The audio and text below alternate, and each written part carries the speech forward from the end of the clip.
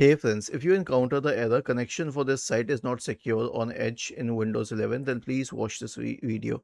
So there are two kinds of sites, one which are HTTP and one which are HTTPS.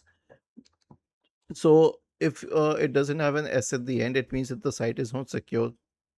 Earlier you would get an option to proceed to the site. Now you do not.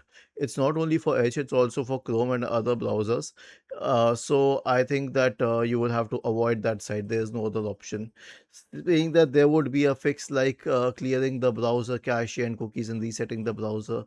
See, it is not a browser level issue. Okay, it's a server level issue now, because all of these browsers have updated and they will not allow you to access HTTP sites. It would be very difficult even if you do that. So simply ignore that website and check some other website.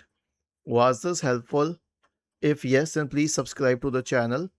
If not, then let us know in the comment section of the video on how we could help you further.